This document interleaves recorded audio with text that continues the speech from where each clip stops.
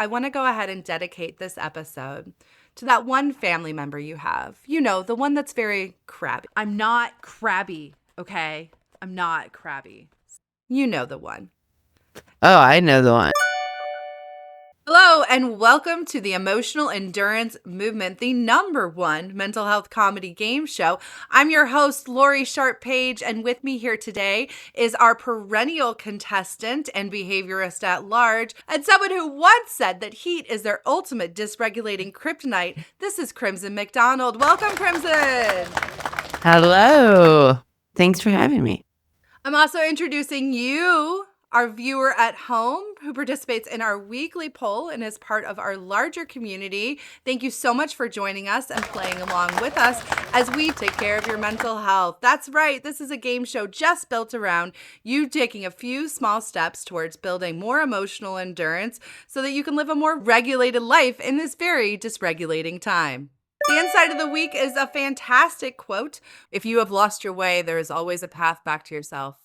And you may be wondering, where did that amazing quote come from? Well, it came from me, the host, because you can do that when you have the #1 mental health comedy game show. You can just quote yourself to start the insight of the week. I want to hear more about it. So you can return to yourself, meaning you can go back to focusing on you.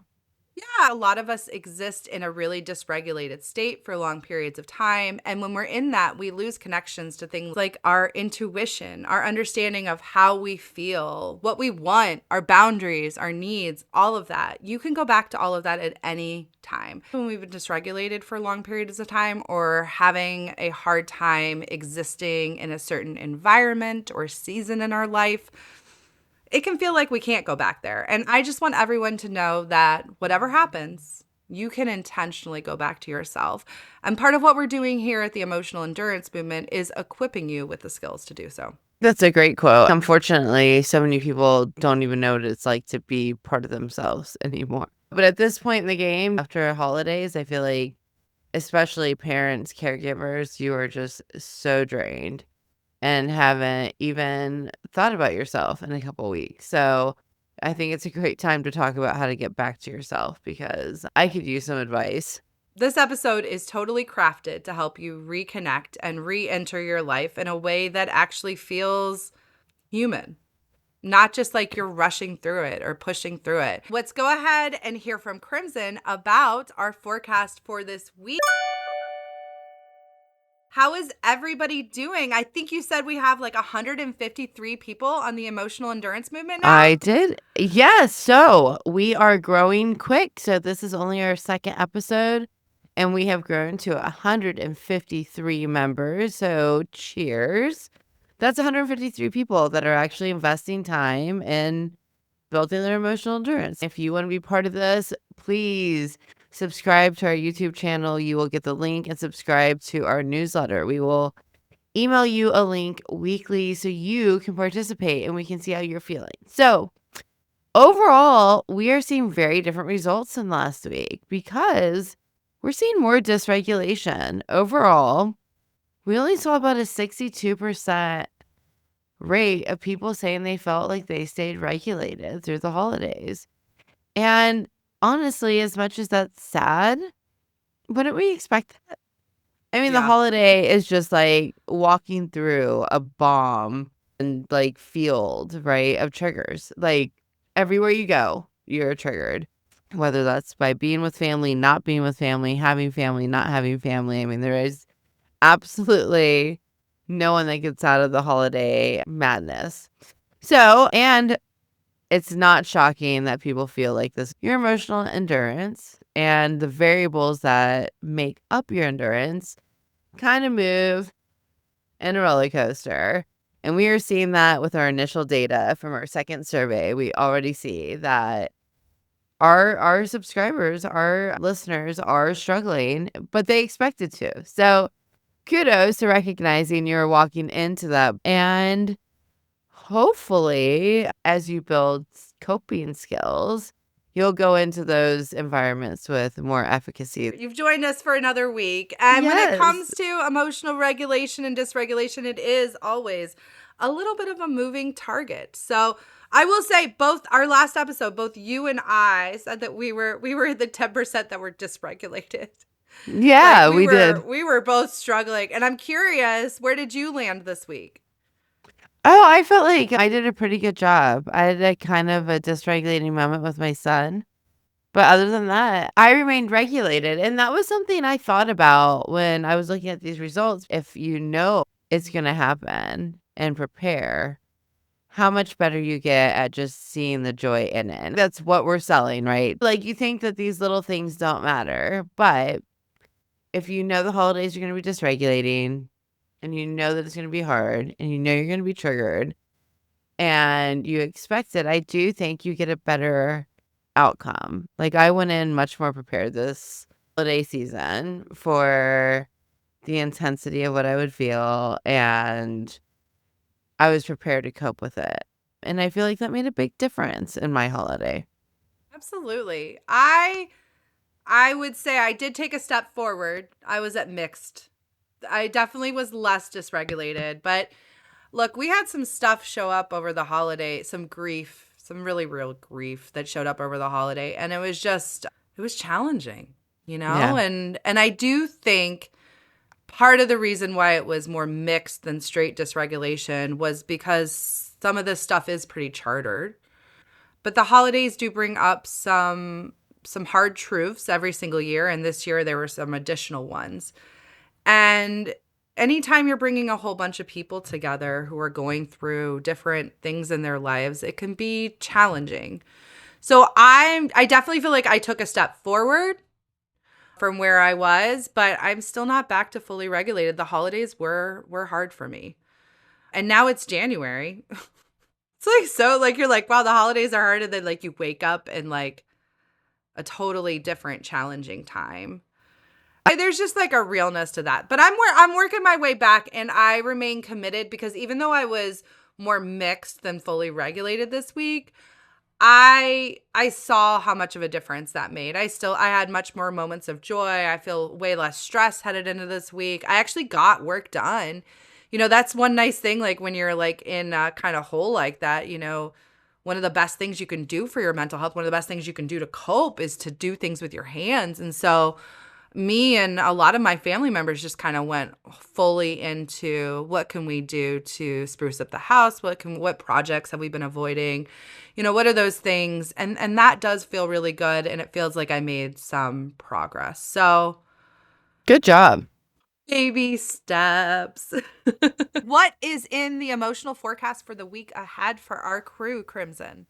So ultimately right now, people are really in a darker place than we normally see. Not as much happy as we usually see. We see a lot of fear, disgust, bad feelings, but they're mostly around guilty and anxious. And so I wonder if those have to do with being anxious about the week to come and guilty about the things that maybe you didn't get done. That sense of like, I didn't get enough done with my time off, or I didn't do enough for my kids, or I couldn't buy enough. And then people just being anxious about getting into the new year. Yeah, absolutely. It totally tracks. Well, whatever you're feeling this week, we hope that you are going to do exactly what we intend to do, and the whole purpose of the emotional endurance movement. We're going to work to try and stay regulated. And did we have 100% of people say that they're going to? Everyone wants to. Yeah. Absolutely. And this is the ripple impact, right? We don't expect you to be perfect, but we expect you to show up and try. That's what this mental health comedy game show is all about. Just giving you a fun on-ramp to help equip yourself to cope more effectively to stay regulated in a dysregulating world. Our first game for this week is going to be one of elementary school's favorites. Let's play show and tell. A real gem, a real classic. And hopefully an opportunity for you to glimpse into our lives and what conscious coping and emotional endurance looks like in them, to hopefully inspire you to look around your life and see what things you'd like to show and tell us about, because we would love to hear it. I would like you to go first. So I brought with me my favorite present that I received in 2025. And it's a twist because I didn't receive it for Christmas. Okay. This is my giant stuffed skeleton. My kids brought me, hold on, he's like really big. It's hard to get him on screen. He's literally life size. They call him Wow. Skelly. I They think I found saw him Oh, at yeah. TJ. Isaac Yes. Mizrahi. Not only is he a stuffed skeleton, he's a brand name stuffed skeleton. Designer. I know. That was a category I didn't know existed. The Yeah. reason I brought Skelly, there were some heavy moments of grief over our holiday season. And grief has this way of, it just hangs in the air sometimes. And you feel like you can't get away from it. And it's like thick, like a tension. Yeah, it's like a tension. One day we were all kind of in a funk. So I brought out the skeleton to play board games with us. And he became our companion for the rest of the week. And we had a lot of fun. We put him a lot of different places. It helped us to reconnect with some of just the humor and absurdity. He's also super cuddly. And he just became our companion. And then my mom was like, are you going to put him away because it's not Halloween or Christmas? And no, I am re-entering 2026 with this lovely stuffed skeleton by my side because he is truly my favorite gift I received all year. He's so absurd, he's so weird, and he's so funny that it's That's great. He was a good partner to you guys over the holiday. Well, sometimes you just got to bring in a little bit of absurdity. Lori, I'm going to give you 100 points for bringing a very sensorial based and just fun, humorous item to our show and tell today. My show and tell item, you've seen it before.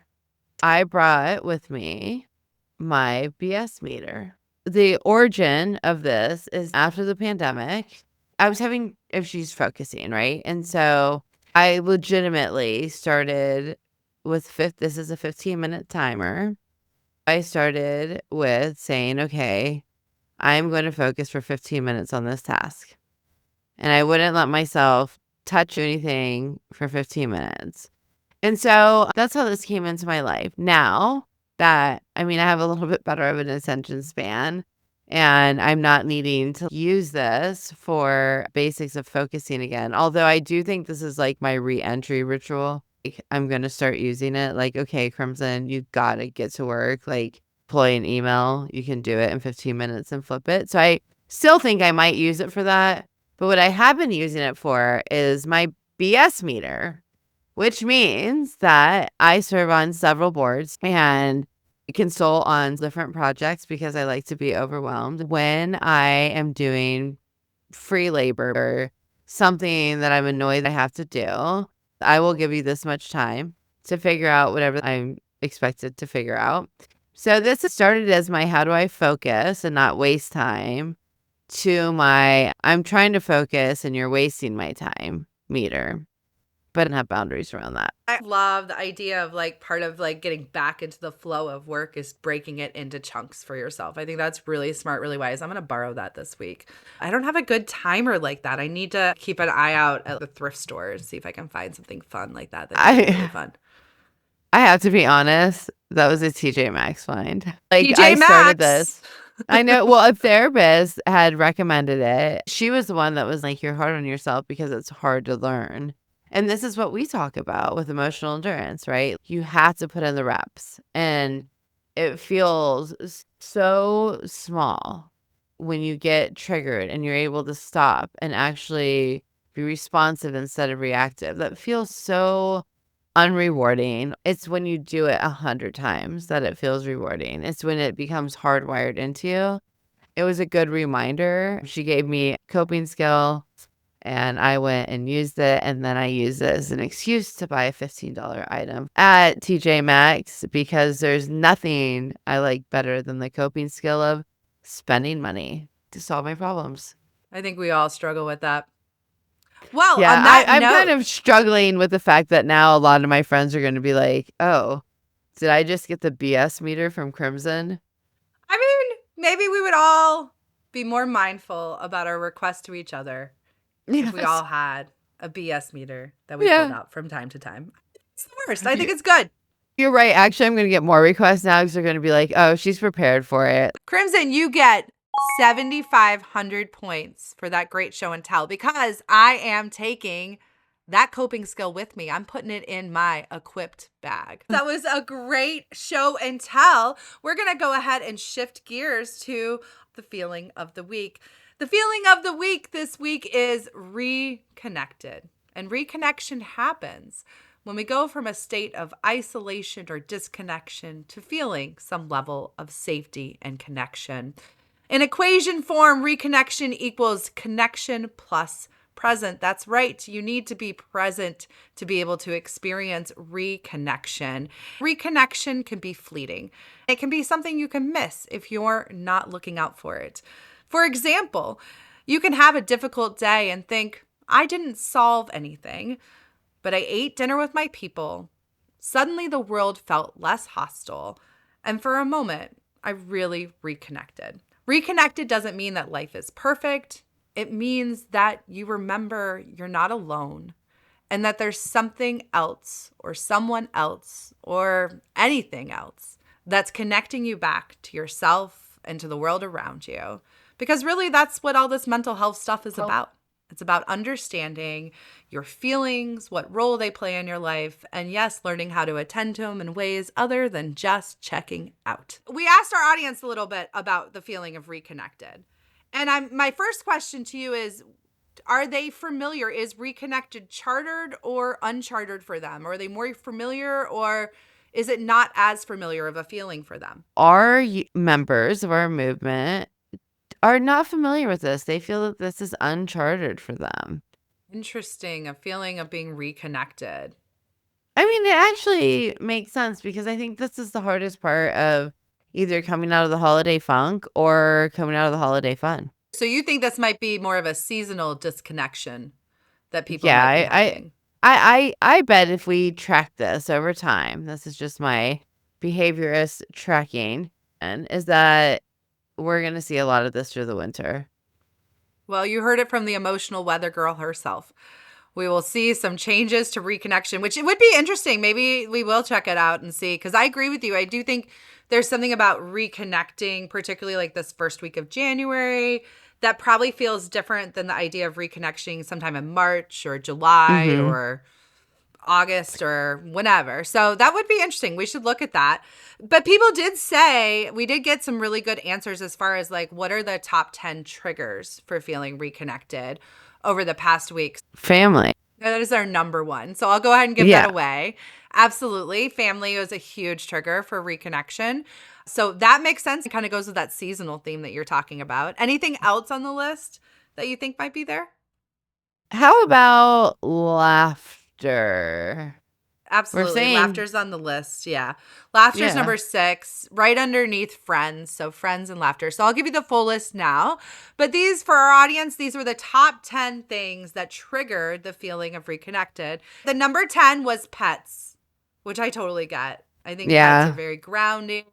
They help to bring your presence, all of that. Number 9, nature. Yep.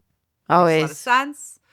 In fact, nature is one of the best ways to reconnect quickly. If you find yourself really burned out, overwhelmed, not sure what to do next, go outside, hug a tree. I promise it will make a difference. I know it sounds like out there, but it really will make a difference. Number 7 was friends. Number 6 was laughter. Number 5 was an interesting one, touch. Oh. Okay. I mean, that makes sense. Yeah. Hugs. There are a lot of people that really, that is part of how they get their emotional needs met, their cup filled, is by touch, that physical closeness and intimacy. Number 4 was home, which again, I get. Yeah. Makes sense. Number 3 was community. Number 2 was conversation. And number 1 was family. Nice. And that's where our audience was. Those are the things that have triggered that feeling of reconnected for our audience recently. That's great. For our last game, we're playing Chill or Triggered, where we both intentionally tell each other scenarios that might be dysregulating, and we disclose whether we're immediately chill about the situation or totally triggered. So I am going to walk you through a scenario. You tell me if you would be chilled or triggered. All right. It's a weekday morning. You wake up and you realize this is a no buffer day. Are you chilled or triggered? Being triggered straight out of the You gate. triggered? Out of the gate. Okay, you're Straight not out of the doing well. gate. I have more scenarios. Yeah. All right, yeah. Lori, No, let's hope you got some unfortunately, endurance. that's a scenario that's been pretty present in my life over the last 2 weeks. And I think it's alleviating itself. It's working itself out, which is why I'm smiling. But no, that's hard when you wake up and you're immediately depleted. That to me is not even a yellow flag. It's not even a red flag. That is like the flag. The way I've been handling that is when I wake up in that state, the first thing I do before I do anything else is I try and go do a 10-minute meditation on my own. Mm-hmm. I try and get a little bit of juice in the tank. So you'd be triggered and then responsive to that trigger. So Yes. now you check your phone and you have 3 notifications. 2 emails, 1 text that just says, "Hey, you got a minute?" The text triggered. from Just a text. Chillish. Oh, see, that would be any text, no matter who it's from. It would trigger. Total trigger. That would be such a trigger. Hey, can we talk? Even if I knew, like, even if it was you and you were like, hey, we need to talk before we go in to record, and you sent that to me this morning, that would be like, Lori's quitting. End of the world. No, that's interesting you say that because now I know there have been a couple of times where I've just sent you a, hey, like, let's chat, like, just like innocuous. And you've been like, hey, what's going on? Yeah. That's I it. see. That's good. That's okay. I get Yeah. that. Yeah. I would be chillish. Depending on the person, there's a couple people in my mind that if I knew it was them, I would be more on the triggered end of it. We haven't got out of bed yet. Yeah. Yeah. Okay. All right. So you're getting ready. You realize that you didn't pick up your clothes from the dry cleaner. So you do not have the outfit you intended to wear. Are you chilled or triggered? This would be a hard one. Okay, well, now, Lori, you're triggered, but you have to throw on some outfit you're not happy with.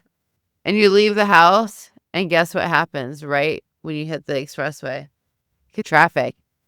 Traffic. Right? Yep. Are you chilled?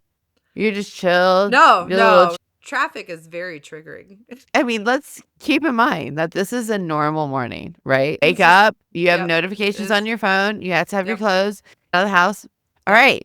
So now you're triggered again. You're sitting at a red light in traffic, and that text comes back, hey, just circling back and making sure you got this. Okay. Are you chilled or triggered? Are you still chill? I am screaming at my, like, in the car, but while I am tapping. This would be a full-on knockout, drag-out fight within myself. I bet on myself that I would work through it and I would stay regulated.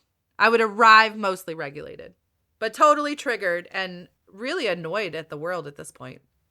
Well, speaking of arrival, when you get there, there's more. All right, you're here. You walk in and let's say you're meeting with me. And you walk in and I say, oh, good, you're here. Chilled or triggered? I'd be so chill because it's you.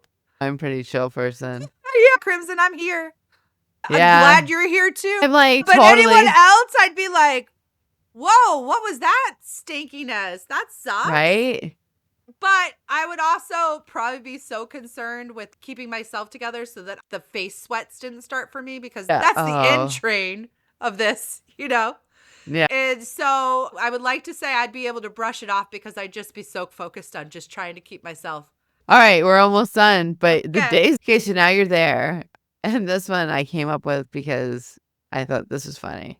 Okay, so you get in the meeting and someone starts a question with, this might be a dumb question, but then they speak and you realize it is a dumb question. So you start your morning with all these triggers. You get in this meeting and someone says this might be a dumb question. And then it is. Are you chill or triggered? As you're saying this, instinctively, without even thinking about it, I started tapping my feet back and forth because there's very few things professionally more triggering Then when you think somebody understands what's going on and you put on your dry clean clothes and travel through the traffic and you sit down in front of them to find out they have no idea. I mean, that's why I loved adding this here, because you do all of this work to get to a meeting where you realize there's really no value. Like, But it's so funny. Like, you described a day that could totally happen. And I don't even know that it would necessarily, other than like maybe picking up the phone and calling you or another friend to be like, oh my God, listen to this day I had. But the thing is, I call it out because I think a lot of us do kind of bounce like this throughout the day at different Yes. things. But I do think sometimes with days like that, you get to a certain point where it's so absurd that you're just like, let's go. well, let's be honest, when I was building out this scenario, like, I'd be triggered by all of them because, as you know, I am always the house on fire. But when the house is actually on fire, I'm great. I am great at being responsive to that. But when I was building this out, I'm like, this is completely like an average day, which is why I had to end it with something so ridiculously absurd as someone just asking a dumb question. Because I feel like for me personally, that's when the chill would kick in and the humor part. Like, I feel like that's when the humor would It's just come too in and much. take the triggers of just like, oh my God, I just did all of this and allowed myself to get so amped up and completely dysregulated and realized like it wasn't a big deal. You could have been late. You could have had on a different outfit. And so I end this, and then you later finally open the email.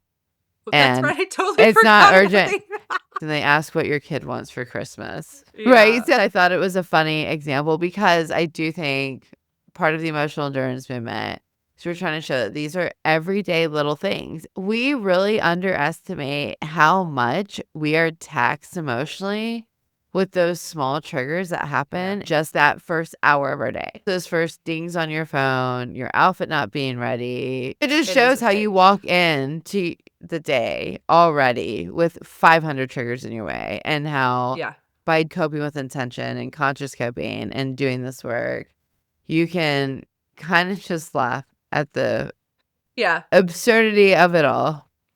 Embrace the absurdity. I think there's so much healing in that. And I know it's hard to do and it takes work and it's not always the right skill, but you're right. Like at a certain point, the dam busts, and you're just like, well, today is what today is. And like, what can I do to make today a little bit better on myself? One of the things I can probably do is laugh about it, lean in, find those small ways to soothe and accept that Mama said there'd be days like this.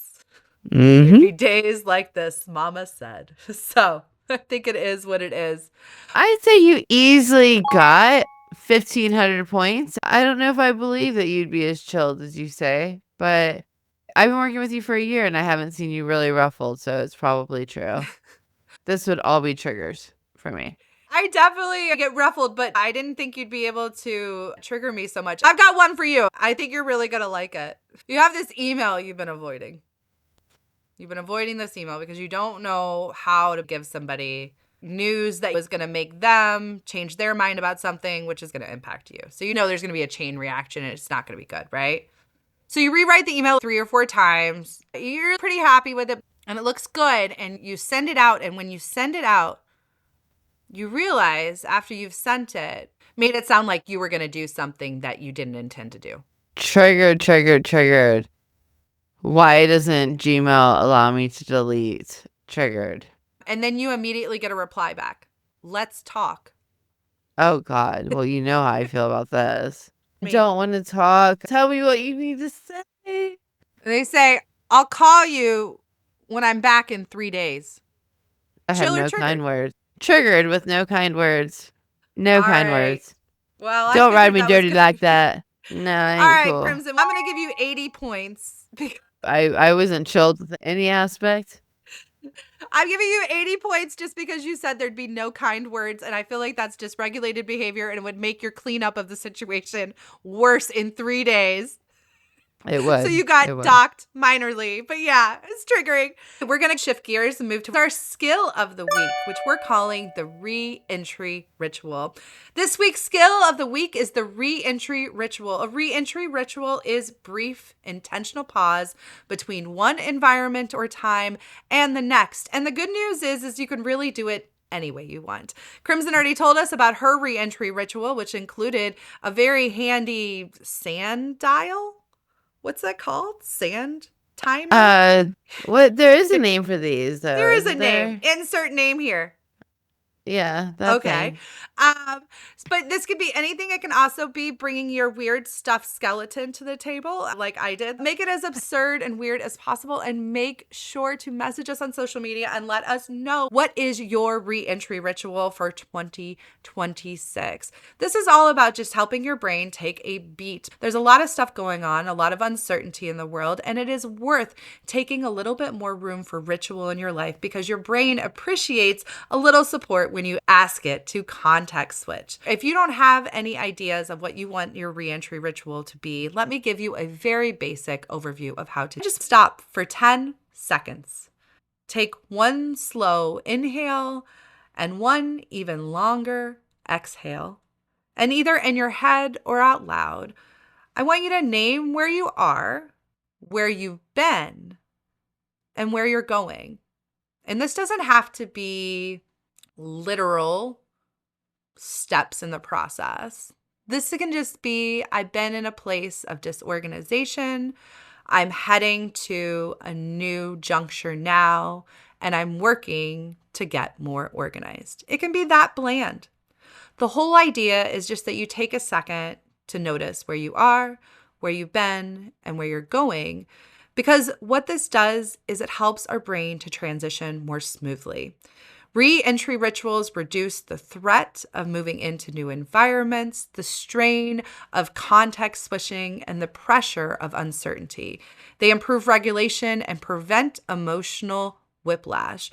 Do whatever you want for a re-entry ritual, but take a moment to help your brain transition. You will thank yourself in the long run. And like Crimson said earlier this episode, this isn't about just doing this stuff once. It's about doing it multiple times so that it becomes more routine. And that's where you really get the benefits.